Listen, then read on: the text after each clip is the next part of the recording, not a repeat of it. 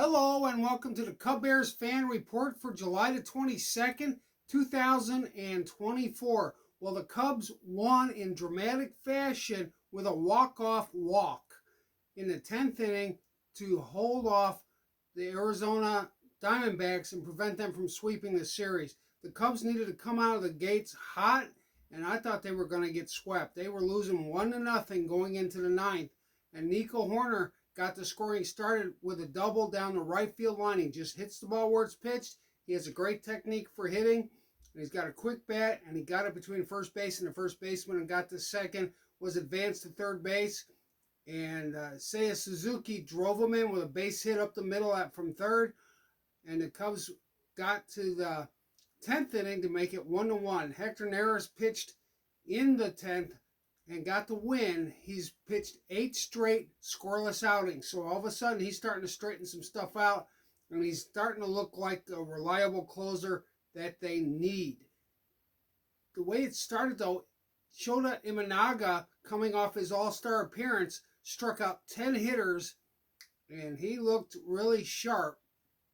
And he pitched a no-hitter into the 6th inning, pitched 5 no-hit innings.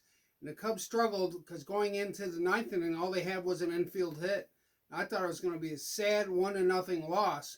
But the Cubs found a way to win, and they ended up Hoerner up again with the bases loaded after Miguel Amaya placed a perfect bunt down the third base line. It was intended to be a sacrifice to get the winning run over to third, but nobody was able to field it, and he ran it out. So the bases were loaded.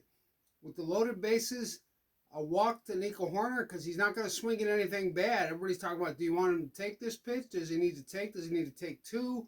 He got down 3-0 and got walked. So it was a great at bat by Nico Hoerner.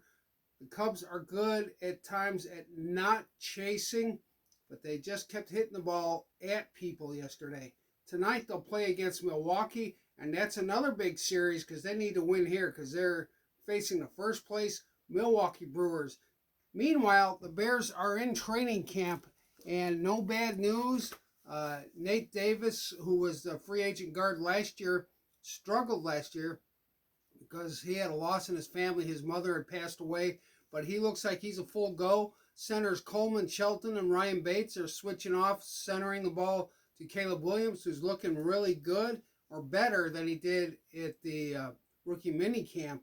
So we're hoping to see some big things. He did throw an interception, but Shane Waldron said that was understandable under the circumstances. He wanted to force the ball in there in a 2-minute drill.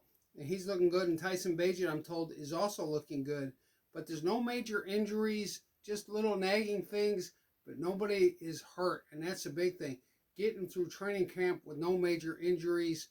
And Tyler Scott was bragged on for making some nice catches on some deep balls over 30 yards. So that's something I'm also glad to hear.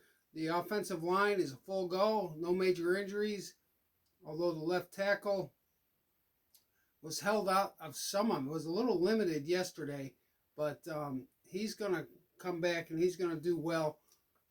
Everything's looking good. A week from Thursday is the first preseason game, the Hall of Fame game against the Texans, and I am excited. We got to see what the Cubs can do against Milwaukee because they can't waste these home games. They really need to do well.